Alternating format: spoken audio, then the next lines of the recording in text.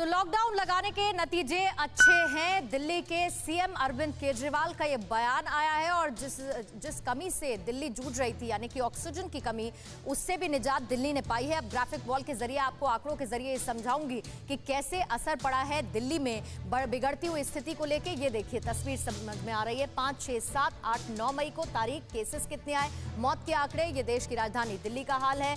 5 मई से शुरुआत करेंगे। यहाँ पर 20,960 केसेस थे, 311 लोगों की मौत हुई थी। 5 मई को 19,133 केस रिकॉर्ड 6 मई को किए गए, 335 लोगों की जान चली गई। 19,832 केसेस 7 मई को आए संक्रमितों के और 341 लोगों की जान गई।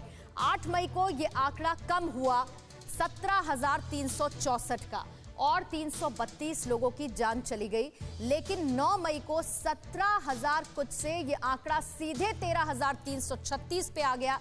एक दिन के अंतर में ही 273 लोगों की जान गई। यानी कि जिस संक्रमण दर की बात दिल्ली में हो रही है और पिछले 2 हफ्ते से हम देख रहे थे 30% से वो ऊपर थी, अब वो लगभग 23% के आसपास आ चुकी है, जो कि बड़ी राहत की खबर है। देश की राजधानी दिल्ली में जैसे आंकड़े बढ़ रहे थे, विवेक शर्मा मेरे सहयोगी इस वक्त लाइव हमारे साथ जुड़ चुके हैं।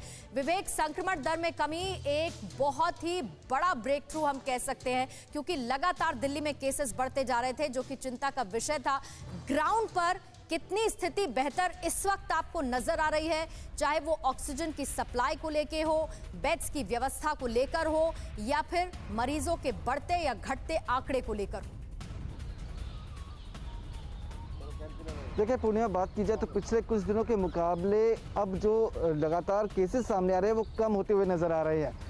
बात की जाए पिछले 24 घंटे की 13,000 से ज़्यादा केसेस सामने आए हैं और जो मौत का आंकड़ा है उसमें भी कमी जो है वो देखी गई है। पिछले दिनों की बात की जाए तो 400 से ऊपर मौत का आंकड़ा पहुंच चुका था, लेकिन अब 273 जो है वो 24 घंटे में लोगों की मौत हुई है। तो कहीं ना कहीं राहत की बात जो है वो नज़र आ रही है। तो दूसरी ओर ये भी देखा जा रहा है कि लॉकडाउन का असर दिल्ली में देखने को मिल रहा है। आज से बैंकेट हॉल में शादी नहीं होगी, शादी समारोह नहीं होंगे।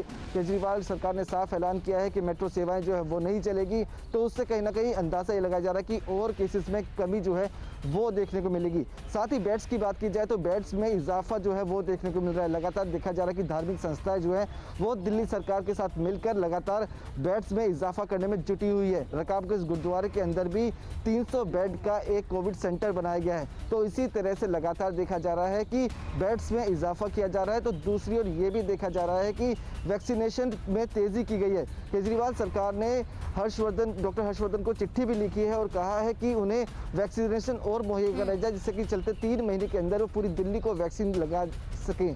तो साफ है कि लगातार ठोस कदम दिल्ली सरकार द्वारा उठाए जा रहे हैं और ये भी देखा जा रहा है कि इसके रिजल्ट सामने आ रहे हैं। केसेस कम हुए हैं।